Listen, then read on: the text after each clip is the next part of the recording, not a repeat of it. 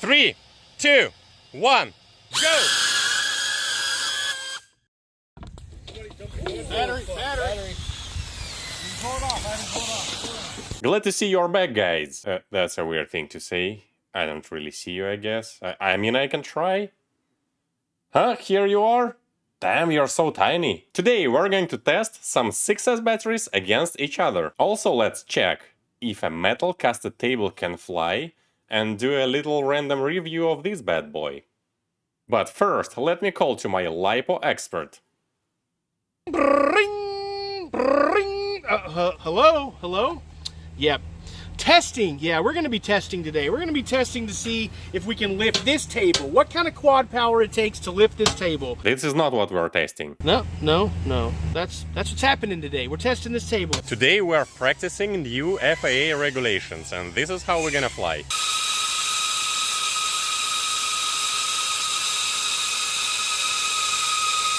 We got an original Dogcom battery signed by MCK himself, actually two of these. They are 6S 1380 mAh 150C. We also have a pair of 533 batteries, which are $10 cheaper but rated also 150C and also 1380 mAh and also 6S, but $10 cheaper than the original Dogcom. On 533 website they say we can't tell the difference, but your wallet will. Probably it was Armando or Evan Turner testing these batteries and trying to see if there is any difference.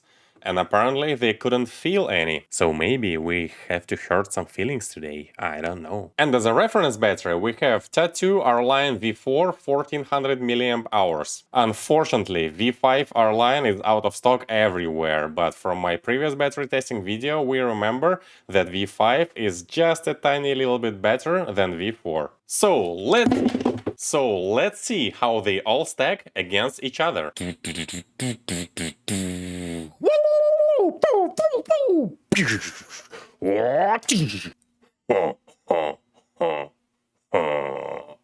The testing methodology is pretty simple, but don't repeat it without adults supervising you, because it can be pretty dangerous. So a quad strapped to the table, all PIDs are 0, plus no anti-gravity and no air mode. Also it has throttle on the switch and throttle limit at 70%. 70% gives us about 1 minute till the battery is dead. And this time is pretty close to what fast racers are getting on the track on 5-inch 6S drones. Of course, we also have a black box recording with RPM telemetry. I have to give you guys an important disclaimer. First of all, big thanks to Evan Turner from 533 for sending me these batteries. And this is very cool and a little bit weird, because last time when Evan sent me these 3S 533 Freedom Spec batteries, I measured them and published the information that they are not very good in comparison with the other 3S batteries. All I'm trying to say is that I am not going to be biased, and also Evan does not want me to be biased. And if you don't like Evan, just get the f. Also, I have to say that despite the glasses, these tests are far from being precise and scientific. First of all, I only have 2 of each battery types, then I performed only a few tests, and then the methodology itself is a little bit questionable, but I'm pretty sure if there is a big difference, then we're gonna see it. Alright, I know you're waiting for the tests, but it's quite boring. It's just a drone strapped to the table, full throttle for like a minute, repeated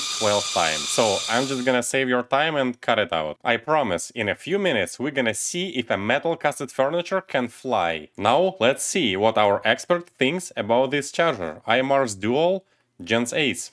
Alright, we also had a problem with one of these chargers. I'm pretty sure it's just a 1-unit bad and they're gonna replace it for me. We brought the charger out and it powered up, but then the first time we put a battery on it, it just powered off. Then we had one of our trusty compadres over here. He did a little old school fixing, and then she fired right up. Now it works. That's just like full disclosure, that's what happened. Very cool feature about the charger, that it doesn't need the power to charge your batteries.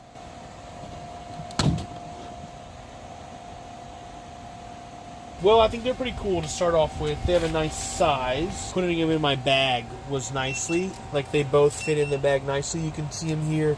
Size comparison next to the 533 charger and the Hoda. It's like 2 other prominent chargers on the market. One thing I like compared to my other charger, like, it has this normal USB. I'm so old school and like all of my phone chargers run on that USB. Some people will miss a roller who are used to having a roller.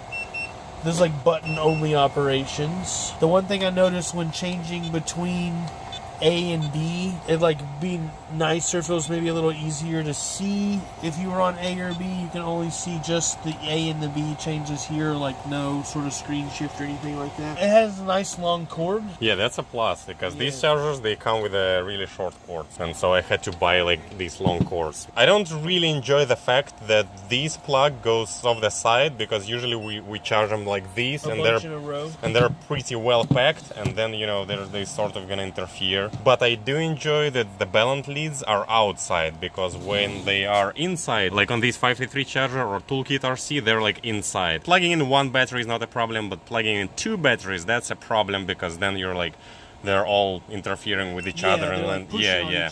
This is like way more room here, and like I didn't have any problems to plug it in this one. Also, this charger is sort of, it is smaller than Hota, a little bit smaller and lighter than Hota, but it doesn't have the charging for the phone, like wireless charging. 533 charger also doesn't have it, and 533 charger is a little bit lighter than these.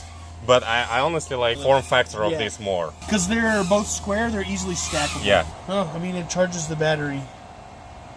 This is a cool review of the charger. It charges the battery. Yeah, it does. That's what I mean, look, and it charges two batteries. That was a little bit weird. We gotta work on our review capabilities. At least it was honest. Alright guys, so let's go home and check these black box recordings. And look at this beautiful sunset.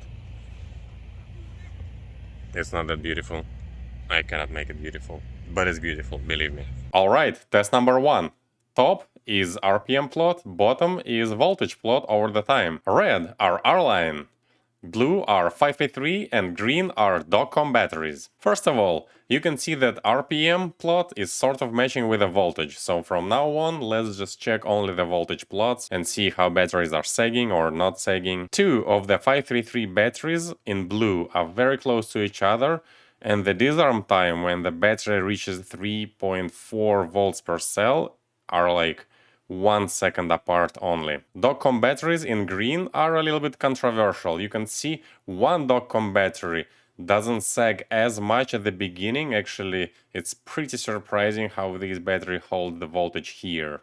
But after 30 seconds it pretty much equalizes with 533 batteries, and then it actually sags faster and also loses the voltage faster. The second Dogcom battery here is pretty much equal to 533 battery, and both of the Rline V4 batteries are outperforming 533 and Dogcom batteries. But is that much? Not really. The difference between here and here is about 0.7%, and the difference between here and here is like 5 seconds only. Don't rush to buy Rline V4 yet, we're gonna talk about this phenomena a little bit later. Now let's check the second test. The second test results are surprisingly almost the same. One of the Dogcom batteries sagging a little bit harder, but then the other battery still holds pretty nice at the beginning. But then both of them are a little bit under 533 batteries, just a little bit. So I guess Armando and Evan Turner were right that there is no difference between 533 battery and Dogcom battery that you can feel. Good job. I could even give a trophy to Evan Turner, but he's got enough of them, that's mine. A very interesting observation. Before I made these tests, I reached to Dogcom guys and Rline guys to ask if I need to perform some slow discharging and charging cycles before full sending these batteries. Dogcom guys told me that I can send these batteries right away out of the box. Gens Ace Rline guys told me that they still recommend a few slow cycles on the battery before stressing it. That was a little bit weird, so I still decided to give a few slow cycles to all of the batteries in these tests before performing this test you are watching now. And I use this 24 volts car bulb for slow and controlled discharging paired with this old school buzzer. Let's see what's inside of these batteries. I sacrificed one 533 battery and one Dogcom battery because you can't see what's inside without opening them up. And it's pretty cool to see how in Dogcom battery and 533 battery, the metal plates are sort of wrapping around the corners, giving extra protection. Of course, it adds some weight, and in Rline V4 battery, the metal protections are only on the sides. This gives it a little bit more chances of damaging the batteries in the mid-airs or crashes. So to sum it all up, Rline battery is a little bit more heavier and has a little bit less protection. So overall, in Rline V4 battery, there's just more battery. And that explains why Rline V4 holds voltage a little bit better. You don't need to be a smartass to figure that out, because Rline says 1400 and 533 and Dogcom says 1380. If you're wondering about internal resistance on these batteries, it was pretty close on all of them. Okay, but like I haven't seen the table lift yet. Like we need to see the table lift. If we don't see the table lift, this video is totally lame. Garbage. Garbage. Pack your bags. Pack them up. Get that disqualified. All right, guys. I need some explanations about like what is happening. We're here to test batteries. We said we were testing batteries today and that we were going to lift a table. Well, Yvonne's one puny quad couldn't lift a table, but we're here to make it happen. We got ourselves 4 Openracers and we're ready to put them in the sky. We're going to lift this table. Right. Why Joe Mama needs goggles for that? I don't know. Arm them up. You ready to throttle? Throttle it up.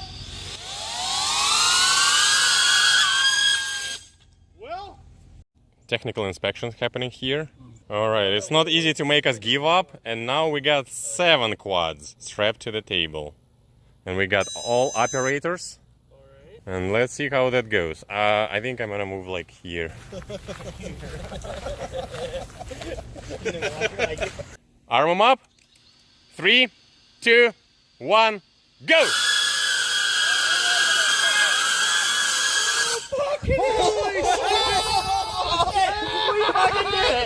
It's crazy. Fucking flying table. How did that work? There's no way that just worked that good. What do you think about that? What's crazy is instinctively everybody kept on the throttle. Yeah. Kept playing.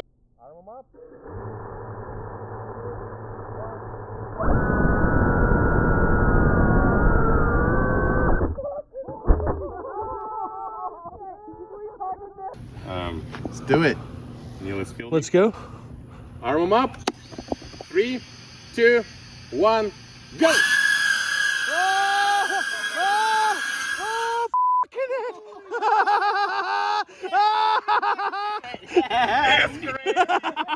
See you in the next video, if I'm not lazy.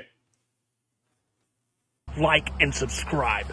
You can see the riding on the pavement. Young kids, they're growing up in basements. Online, a whole new generation. I'ma make mine, so you better go take it. Always, they need a new replacement. Decentralized, can't contain it. We're changing lives, yeah, upgrading. Call it suicide of the older generation. What keeps you up at night, yeah? Make all the demons quiet, yeah. We were built to thrive, yeah. I think that we've all had enough. What keeps you up at night, yeah? Make all the demons quiet, yeah. We were built to thrive, yeah.